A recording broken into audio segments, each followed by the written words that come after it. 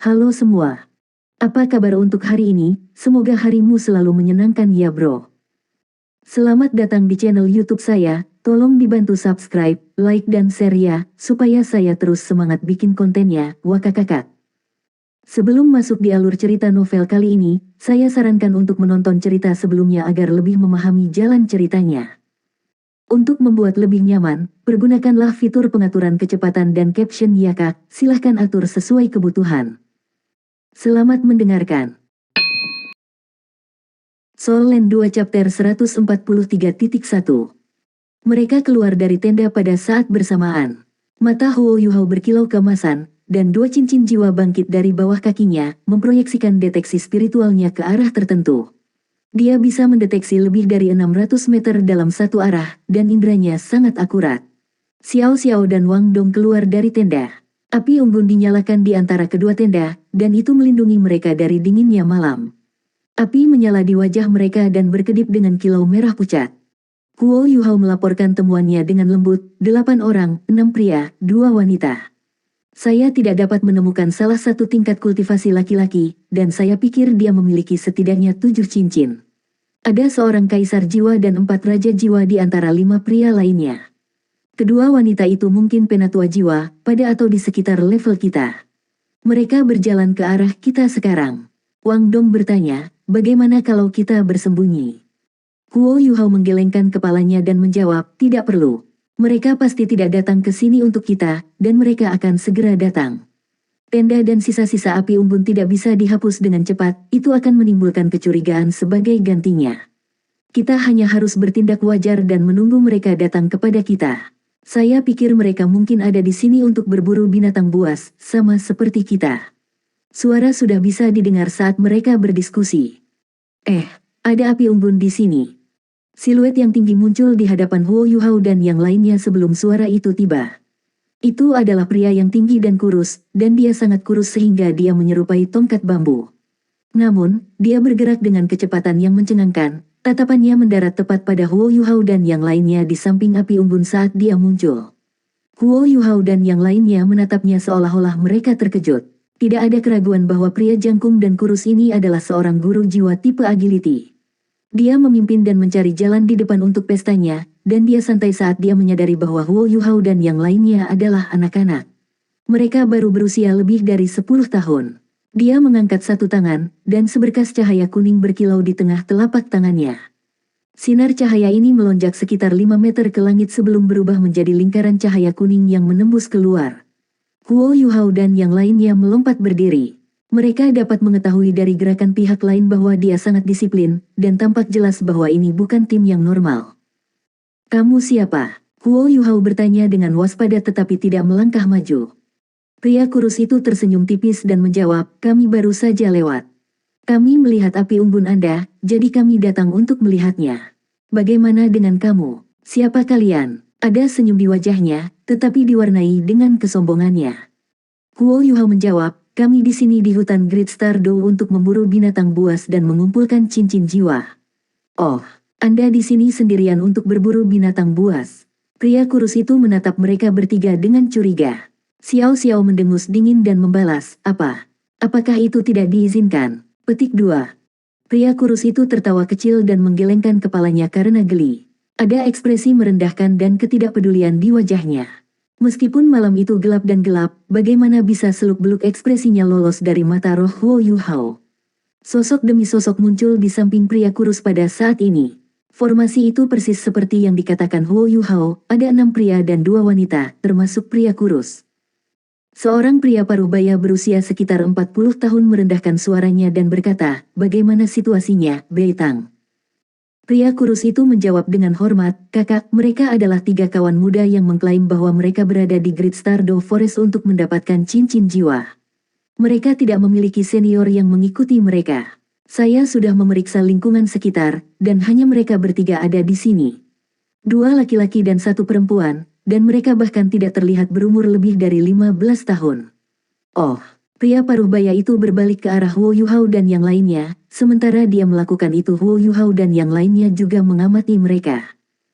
Jelas bahwa pria Parubaya ini adalah pemimpin kelompok, dan dia juga sage jiwa 7 cincin yang diidentifikasi oleh Huo Yuhao sebelumnya. Kekuatan jiwanya sangat gembira sehingga Huo Yuhao tidak bisa menilai kultivasinya dengan akurat. Selain pria Parubaya ini, laki-laki lainnya semuanya orang-orang berpenampilan normal dengan tubuh rata-rata, jenis penampilan yang tidak mudah dikenali di tengah kerumunan. Tentu saja, kultivasi mereka tidak normal sama sekali, kemampuan mereka cukup untuk mendukung sekte tingkat menengah. Kedua gadis di pesta itu menarik perhatian Huo Yuhao. Mereka berdua mengenakan jubah prajurit, dan salah satu dari mereka memiliki rambut hijau mengalir di belakangnya. Gadis ini sangat cantik, hampir setingkat Jiang Nanan. Dia tampak sangat lembut, dan matanya yang cantik bergeser seperti air yang mengalir, orang bisa merasakan kelembutan lemahnya bahkan dari jauh.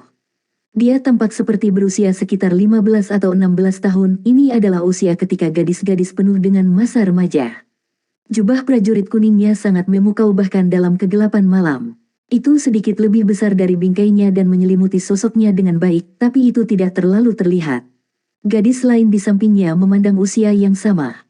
Namun, dia sedikit lebih tinggi, dan ekspresinya sedingin es. Rambut hitam panjangnya disisir rapi dan diikat menjadi kuncir kuda, sementara jubah prajurit putihnya sedikit lebih pas dan kakinya yang panjang sangat memikat. Dia hampir setinggi Huo Yuhao, yang tingginya hanya 1 meter dan 70 cm. Gadis ini tidak setampan yang lain, tapi auranya terasa lebih elegan dan bermartabat. Kedua gadis ini berdiri berdampingan, dan mereka berdua sama-sama brilian dan menarik dengan cara mereka sendiri. "Tiga teman kecilku, silakan datang ke sini sebentar." Pria Parubaya itu melambai pada Huo Yuhao dan yang lainnya. Huo Yuhao berbisik kepada Wang Dong dan Xiao Xiao, "Tunggu di sini. Aku akan memeriksanya." "Baik," Wang Dong mengangguk segera. Xiao Xiao ingin mengikuti, tetapi dia menahan ketika bahkan Wang Dong memutuskan untuk tetap tinggal. Huo Yuhao melangkah maju dengan cepat dan datang ke barisan orang. Dia tidak patuh atau supercilious saat dia berkata, "Apa yang kamu butuhkan?"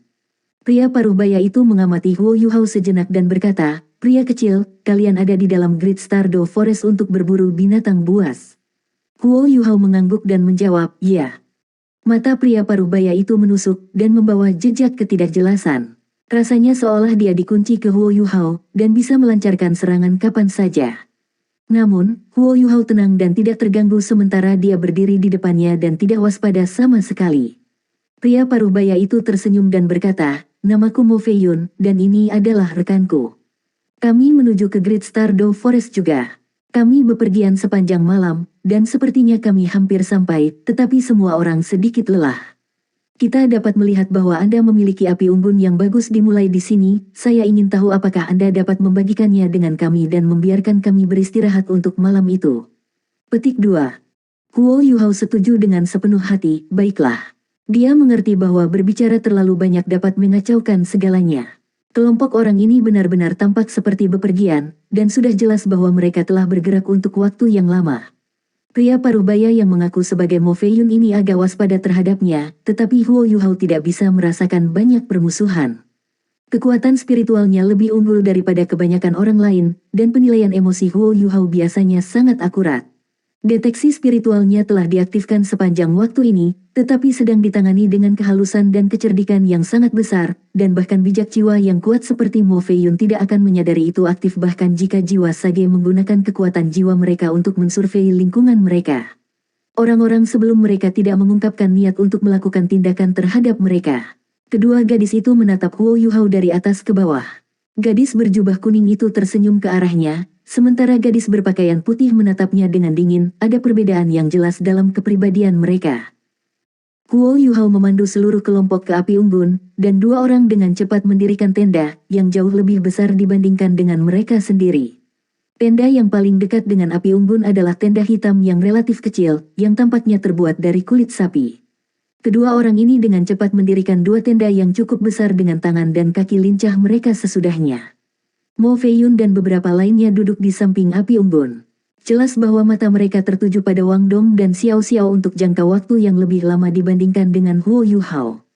Ini terutama terjadi pada Wang Dong, dia segera menarik perhatian semua orang ketika mereka tiba di api unggun. Rambut pendeknya biru bubuk, matanya berwarna sama, dan ia memancarkan aura cahaya yang pekat. Wang Dong sangat tampan, dan dia tampak penuh energi muda. Dalam hal penampilan, Gadis-gadis berjubah kuning dan berjubah putih kehilangan semua cahaya mereka di sampingnya. Gadis berjubah kuning itu agak terkejut, dan wajahnya yang cantik sedikit memerah ketika dia melirik Wang Dong. Wajah dingin gadis berjubah putih itu tampak sedikit terkejut juga, dan matanya berhenti sejenak pada Wang Dong sebelum dia berbalik perlahan. Huo Yuhao dan yang lainnya duduk di satu sisi api unggun. Mereka bertiga tidak mengatakan apa-apa, dan hanya diam-diam menghangatkan diri di sebelah api. Kembali ke kultivasi mereka bukanlah ide yang baik dengan orang asing di sekitar, terutama ketika mereka semua sangat kuat. Mo Feiyun sepertinya yang paling ramah. Dia tersenyum dan berkata, "Tiga teman kecilku, bagaimana aku bisa memanggilmu?" Huo Yuhao tersenyum dan menjawab, "Namaku Yuhao, dan ini Xiao Dong dan Xiao Xiao." Dia tidak mengungkapkan nama lengkapnya atau Wang Dong, tetapi nama Xiao Xiao tidak bisa benar-benar ditutupi dengan nama panggilan, jadi dia hanya mengatakannya. Mo Feiyun berkata, "Kalian masih muda, dan kekuatan jiwamu cukup kuat. Namun, bertualang ke Great Stardew Forest sebenarnya bukan ide yang bagus. Apakah Anda pernah berada di dalam sebelumnya?" Huo Yuhao menjawab, "Kami sudah berkeliaran di daerah luar. Terima kasih telah mengingatkan kami tidak akan menjelajah terlalu jauh di dalam Great Stardew Forest. Kami akan pergi begitu kami menemukan makhluk jiwa yang cocok untuk diri kami sendiri." Mo Feiyun terus bertanya, "Dari mana kalian? Apakah kalian dari sekte atau akademi?" Petik 2. Huo Yuhao menjawab, "Kami dari Star Luo Empire, dan kami adalah anggota Akademi Nasional Star Luo." Dia tidak akan bisa menamai akademi lain sebelum partisipasinya dalam turnamen duel jiwa Akademi Master Jiwa Kontinental lanjutan. Namun, dia tahu lebih banyak nama sekarang. Dia sendiri berasal dari Star Luo Empire, jadi aksennya lebih alami, dan dengan demikian menggunakan Akademi Nasional Star Luo untuk menyembunyikan identitas mereka yang sebenarnya adalah yang paling tepat. Dia juga menjadi akrab dengan standar Akademi Nasional Star Luo selama pertempuran melawan tim resmi mereka, yang dipimpin oleh Putri Jiu Jiu. Selanjutnya, bagian dari Great Stardew Forest terletak di dalam Star Luo Empire pula. Soul Land 2 Chapter 143.2. Mo Feiyun dan yang lainnya bereaksi kaget ketika mereka mendengar Akademi Nasional Bintang Luo. Akademi itu relatif memiliki reputasi baik di benua itu, dan mereka adalah beberapa elit dalam Kekaisaran Bintang Luo. Mereka berakhir di 4 final selama baru-baru ini. Jadi kalian adalah anak-anak berbakat dari Akademi Nasional Star Luo, tidak heran kalian berani menjelajah ke Great Stardew Forest untuk memburu binatang buas sendirian. Nada Mo Feiyun terdengar sedikit lebih hati-hati, dan suasana arogansi di sekitar yang lain sedikit berkurang. Jelas bahwa nama Akademi Nasional Bintang Luo sangat kredibel. Huo Yuhao bertanya, "Bagaimana dengan kalian, pamanmu? Apakah kalian juga berburu binatang buas di dalam hutan Great Stardew?" Petik 2. Mo Feiyun mengangguk dan menjawab, "Beberapa dari kita telah mencapai kemacetan, dan kita hanya mencoba keberuntungan kita di dalam hutan bintang besar Do. Tenda-tenda lainnya telah dipasang dengan benar saat mereka berbicara." Mo Feiyun makan sesuatu yang ringan dan mengobrol santai dengan Huo Yuhao dan yang lainnya sebelum dia pergi ke tendanya untuk beristirahat. Mo Feiyun memperkenalkan orang-orang dengannya saat mereka berbicara. Pria kurus bernama Beitang, gadis berjubah kuning bernama Wei Na, dan gadis berjubah putih bernama Mu Sui. Namun, Mo Feiyun tidak mengungkapkan banyak tentang latar belakang mereka.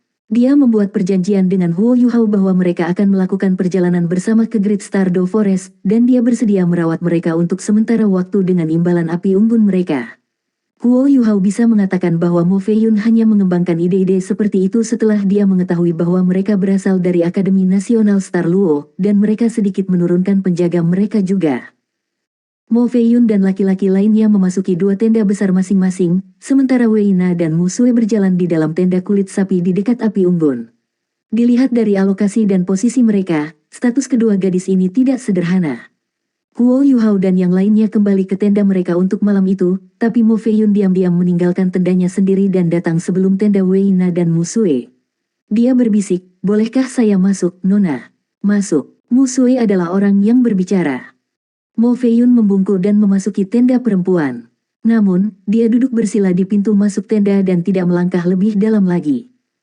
"Bisakah kamu tahu dari mana ketiga anak ini berasal, tuanmu?" Mu Sui bertanya dengan polos. Wei Na duduk di sisinya, dan ada senyum tipis di wajahnya dari awal sampai akhir, tetapi dia tidak mengatakan apa-apa. Namun, dilihat dari posisi kasurnya dibandingkan dengan Mu Sui, statusnya juga mudah dibandingkan dengan Mu Sui. Tubuh Mo Feiyun mulai berkilau dengan lapisan cahaya putih yang menyelimuti seluruh tenda, menghalangi suara mereka. Ketiga anak ini masih muda, penampilan dan kualitas mereka tidak biasa, namun mereka tidak begitu mirip. Sudah jelas bahwa mereka tidak berasal dari sekte yang sama. Mereka harus berada di antara Grandmaster Jiwa dan Penatua Jiwa menilai dari aura mereka.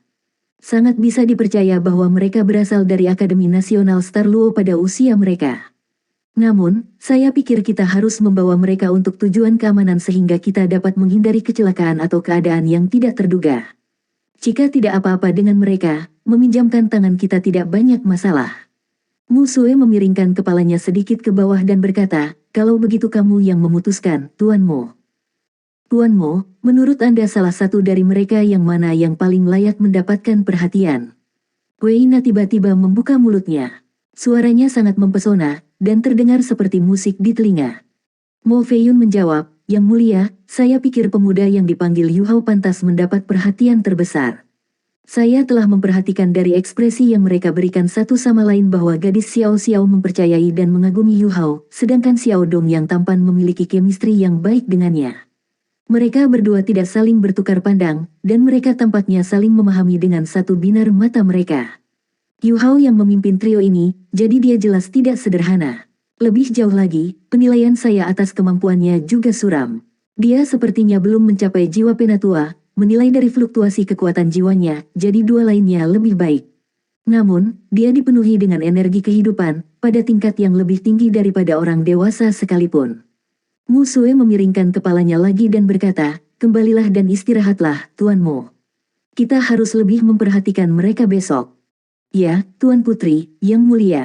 Saya akan pergi sekarang. Mo Feiyun mundur dari tenda, dan lapisan kabut putih segera ditarik dan dihilangkan.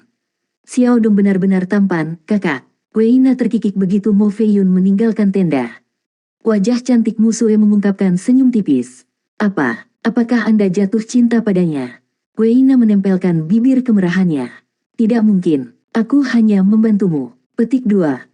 Musue menggelengkan kepalanya dan menjawab, saya tidak suka anak laki-laki yang lebih muda dari saya.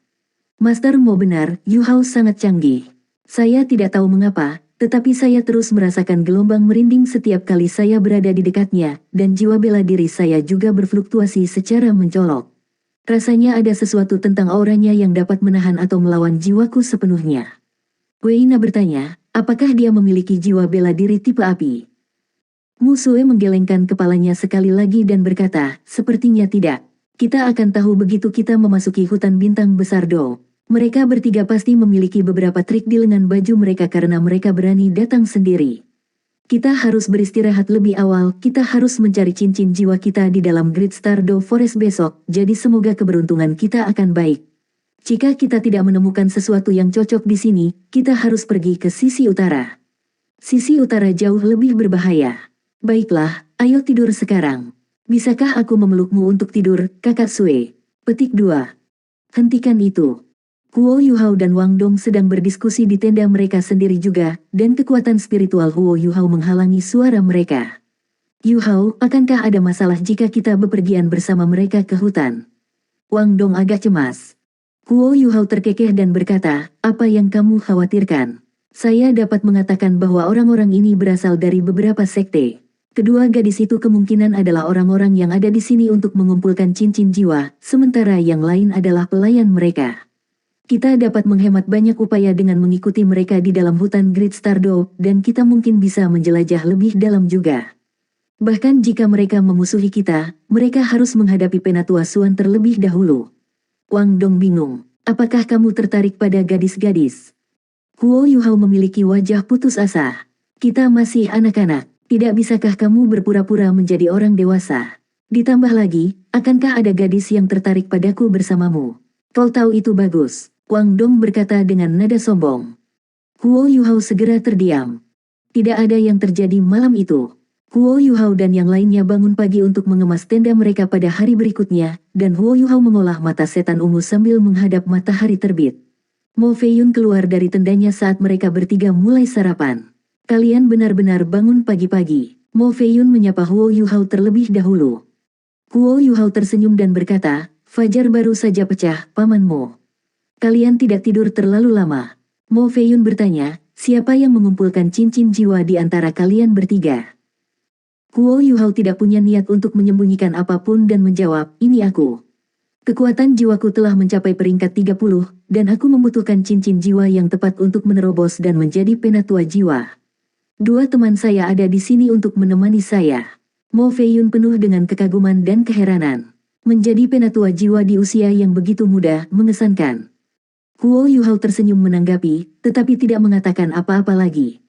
Mo Feiyun dan yang lainnya bergerak dengan cepat, dan tidak lama sebelum mereka mengepak semuanya dan selesai sarapan. Wei Na dan Mu Sue masih berpakaian seperti kemarin, dan 11 dari mereka melanjutkan perjalanan. Yang lain dalam kelompok mereka jarang mengatakan apapun, selain Mo Feiyun. Kedua gadis itu sesekali mengobrol di antara mereka sendiri, dan tidak terlalu memperhatikan Huo Yuhao dan teman-temannya. Mo Feiyun mengambil poin di seluruh perjalanan. 5 lelaki lainnya membentuk busur, sementara 2 gadis muda, Huo Yuhao dan teman-temannya berjalan di tengah. Huo Yuhao memiliki perasaan yang baik tentang Mo Feiyun dan kelompoknya. Mereka belum menanyakan tentang Huo Yuhao dan jiwa bela diri atau keterampilan jiwa orang lain, atau topik sensitif lainnya yang serupa. Meskipun meminta mereka untuk mengikuti unsur-unsur kewaspadaan dan kewaspadaan, mereka tidak membuat Huo Yuhao atau teman-temannya berjalan di depan untuk mencari jalan. Jelas bahwa mereka tidak menyembunyikan niat jahat. Perusahaan tiba di perbatasan Great Stardew Forest ketika langit sudah benar-benar cerah. Mo Feiyun berhenti dan berbalik. Kita akan memasuki hutan segera. Hanya pengingat yang lembut, setiap orang harus tetap waspada dan waspada, karena apapun bisa terjadi di Great Stardew Forest. Bahkan mungkin ada 10.000 tahun jiwa buas datang ke daerah luar hutan, dan jiwa buas memiliki segala macam kemampuan, sampai pada titik di mana kami mungkin tidak dapat menyelamatkan Anda pada waktunya. Jadi, setiap orang harus sangat berhati-hati. Saya akan terus mengambil poin nanti. Yuhao, kalian bertiga akan mengikuti di belakang saya dan bersiap untuk memperkuat saya. Ini termasuk Wei Na dan Mu Sue. Sisanya akan menyapu dan melindungi sayap. Iya, 5 pria lainnya menjawab serempak. Huo Yuhao sangat memperhatikan pria pendek dan gemuk, di samping Bei Tang, yang mereka temui sebelumnya, dia berdiri di tengah di belakang. Dia adalah individu yang paling kuat selain Mo Feiyun, karena dia adalah seorang kaisar jiwa. Namanya adalah Chou Xiangdong. Huo Yuhao dan teman-temannya tidak keberatan dengan pengaturan ini. The Soul Sage sedang membersihkan jalan, dan ini berarti tidak ada banyak tekanan pada mereka lagi. Mo Feiyun membuat pengaturan lebih merasa sebelum dia segera berbalik dan berjalan ke Great Stardew Forest. Orang bisa tahu dari gerakannya bahwa ia memiliki keyakinan mutlak pada rekan-rekannya. Huo Yuhao dan yang lainnya juga tidak menunda. Huo Yuhao berjalan di depan, sementara Wang Dong dan Xiao Xiao masing-masing mengambil satu sisi, dan mereka bertiga mengikuti di belakang Mo Feiyun dan memasuki hutan besar. Itu, seru Wang Dong kaget. Ini karena dia tiba-tiba menyadari bahwa tubuh Mo Feiyun mulai memancarkan kabut tebal, dan kabut ini menyelimuti seluruh tubuhnya di dalam sementara itu meresap dengan cepat ke titik di mana mereka tidak bisa melihatnya lagi. Soul Land 2 Chapter 143.3 Jiwa bela diri Tuan Mo adalah awan. Dia menggunakan jiwa bela dirinya untuk mengintai dan melindungi semua orang. Suara menawan Wei Na terdengar. Wang Dong meliriknya, dan dia balas tersenyum padanya. Senyumnya yang lembut sangat memesona, tetapi jelas bahwa senyumnya yang indah tidak mencapai sasaran. Wang Dong mengangguk padanya sebelum dia berbalik tanpa jejak ekspresi di wajahnya. Mu Sue melirik Wei Na, dan geli mengalir dari matanya, sementara ekspresi kesal melintas di mata lembut Wei Na. Kabut itu meresap, tetapi tidak menghalangi deteksi spiritual Huo Yuhao. Huo Yuhao bisa merasakan dari jiwa bela diri Mo Feiyun bahwa dia memiliki 7 cincin jiwa, 2 kuning, 3 ungu dan 2 hitam. Meskipun itu bukan kombinasi optimal dari cincin jiwa, itu dianggap relatif tangguh. Awan, ini adalah jiwa bela diri yang jarang terlihat, dan harus dianggap sebagai alat jiwa. Huo Yuhao hanya tidak yakin apakah dia adalah seorang master jiwa tipe serangan atau tipe kontrol. Kabut mendung di depan mereka berangsur-angsur meluas dan menembus sekeliling mereka seperti benang. Kabut mendung tidak terlihat seperti mengandung kekuatan sama sekali, tetapi meluas sangat jauh ke kejauhan saat melayang di udara, dan dengan cepat menjangkau di luar jangkauan efektif maksimum deteksi spiritual Huo Yuhao. Huo Yuhao samar-samar memahami bahwa keterampilan jiwa ini memiliki fungsi yang mirip dengan keterampilan jiwa deteksi spiritualnya. Mo Feiyun akan memiliki penilaian tertentu tentang apapun yang menyentuh kabut berawan, sesuai dengan situasi. Meskipun itu tidak seakurat deteksi spiritualnya, budidaya Mo Fei Yun memungkinkannya untuk mencari dan menutupi area yang jauh lebih besar dari keahliannya. Tidak mengherankan bahwa dia tidak terlalu memperhatikan pembentukan rekan-rekannya setelah memasuki hutan bintang besar Do sendirian, dan dia juga tidak benar-benar memberikan instruksi lebih lanjut. Huo Yuhao terkejut ketika dia menyadari bahwa cincin jiwa Mo Fei Yun tidak menyala setelah dia melepaskan kabut berawan ke langit. Ini berarti bahwa kabut adalah kemampuan bawaan jiwanya, dan bukan keterampilan jiwanya. Memiliki kemampuan bawaannya sendiri menyiratkan bahwa jiwa bela dirinya memiliki kualitas yang sangat tinggi. Ayo pergi. Kabut berangsur-angsur menghilang, dan suara Mo Fei Yun bisa terdengar dari depan mereka. Tetapi kabut di sekeliling tubuhnya masih ada di sana, dan sosoknya masih kabur dan buram. Mereka memasuki Great Stardew Forest sekali lagi. Huo Yuhao dan teman-temannya dengan cepat merasakan perasaan yang belum pernah terjadi sebelumnya, seolah-olah mereka tidak perlu melakukan banyak hal sama sekali, dan yang harus mereka lakukan hanyalah mengikuti jejak. Mo Fei Yun terus-menerus mengubah arah saat mereka bepergian, dan dia jauh lebih cepat daripada mereka bertiga menjelajahi hutan sendirian. Mereka tidak mengalami penyergapan binatang buas. Bahkan belum 30 menit berlalu dan mereka lebih dari 10 kilometer ke dalam hutan bintang besar Do. Mo Fei Yun bahkan tidak terlihat seperti dia bermaksud memperlambat. Bentuk The Great Stardew Forest tidak teratur. Wilayah terluas lebih dari 200 km, dan luas permukaannya lebih dari 100.000 km persegi. Itu hidup sampai reputasinya sebagai Great Stardew Forest, dan itu lebih besar dari provinsi beberapa negara. Selain itu, bahkan Titlet Douluo tidak akan berani berjalan menembus pusatnya. Petualangan abadi para Master Jiwa memungkinkan mereka untuk membagi Great Stardew Forest menjadi wilayah yang terpisah sesuai dengan kekuatan binatang buas yang muncul di sekitarnya. 20 km terluar disebut daerah periferal, dan hanya 10 tahun, 100 tahun, dan 1000 tahun jiwa binatang berkeliaran di daerah ini. 10.000 tahun jiwa binatang kadang-kadang terlihat, tetapi mereka sangat langka. Wilayah berikutnya disebut wilayah Bibrida, dan menempati 40% dari jari-jari terbesar, yang merupakan 100 km berikutnya. Jumlah terbesar dari spesies binatang buas ditemukan di sini, dan mereka memiliki tingkat budidaya tertinggi. Ini adalah tempat peristirahatan binatang buas 100 tahun, 1000 tahun dan 10.000 tahun.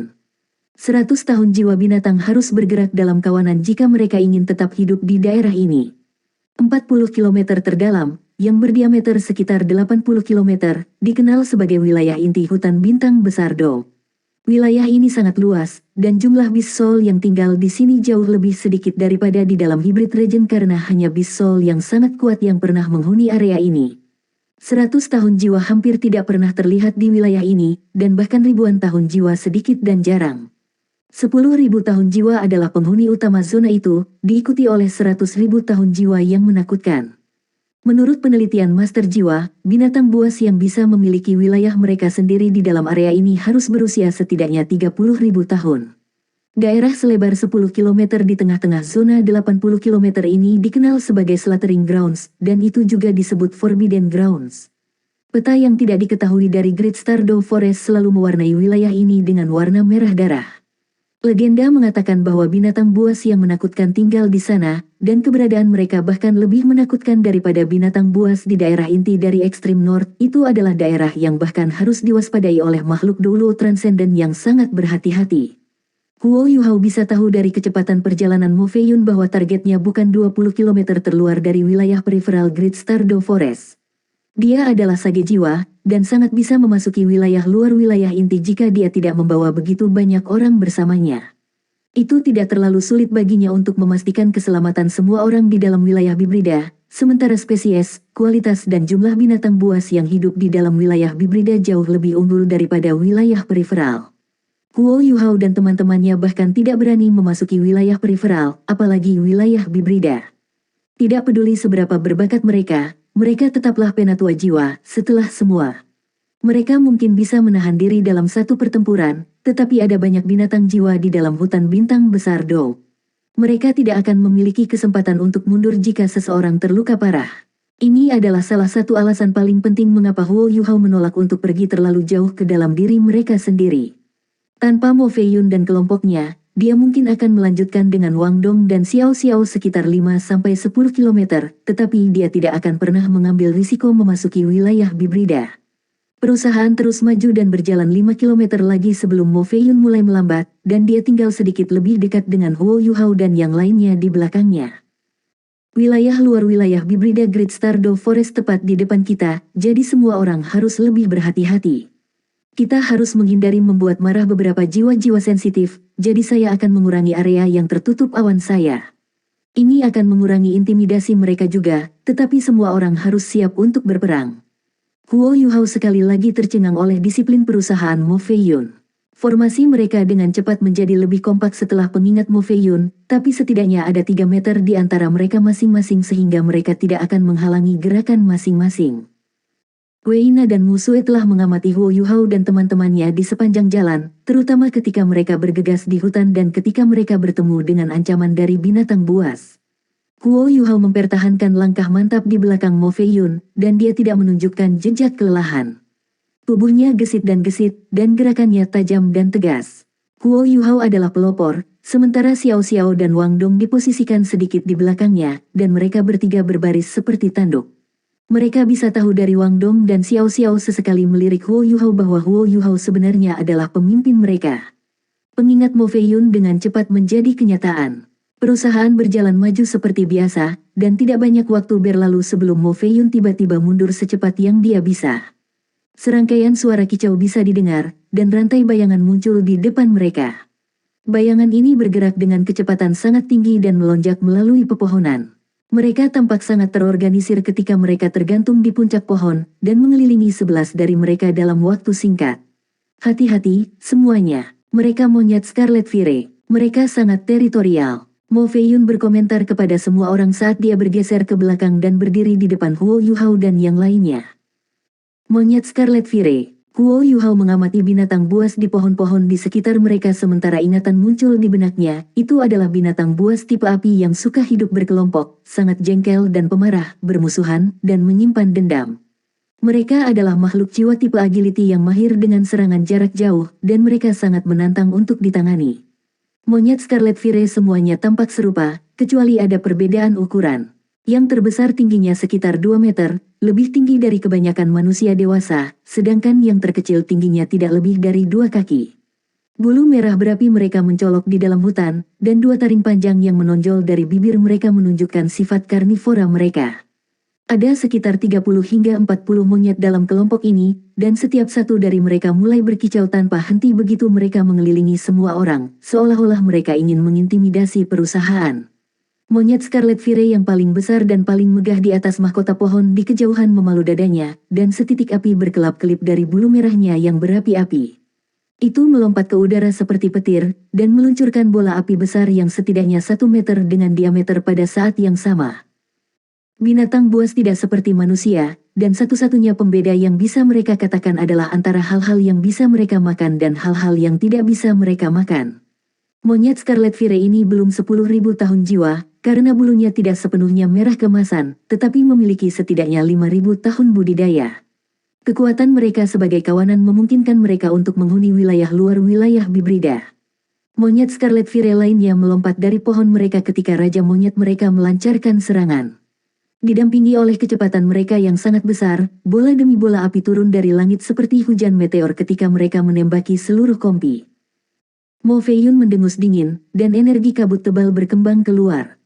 Rudal yang tak terhitung jumlahnya mengembun dari udara melesat ke segala arah di saat berikutnya, dan segera mengusir hampir semua bola api yang turun dari langit. Bola kabut di depannya kemudian terwujud menjadi bentuk tangan, dan dia meraih bola api besar Scarlet Fire Monkey King. Bola api yang sangat besar terbakar hebat dan dengan cepat menggerogoti energi kabut. Namun, tangan raksasa yang terbentuk oleh energi kabut dengan cepat menutup, dan bola api hancur berkeping-keping. Percikan terbang ke segala arah saat mereka menghilang di udara. Tidak ada yang tahu jika Mo Feiyun melakukannya dengan sengaja, tetapi ketika dia mengusir sebagian besar serangan Scarlet Fire Monkeys, satu bola api menerobos pertahanannya, dan bola api ini langsung menuju Huo Yuhao dan teman-temannya. Sepasang sayap biru yang merentang di udara. Rona biru semurni langit, dan warnanya segera menjadi pusat perhatian. Pola cahaya keemasan berkilauan, dan sosok langsing ini berkedip samar sementara bilah cahaya berkilauan dari sayap. Bola api yang turun dipotong menjadi 2, dan terbang ke kejauhan.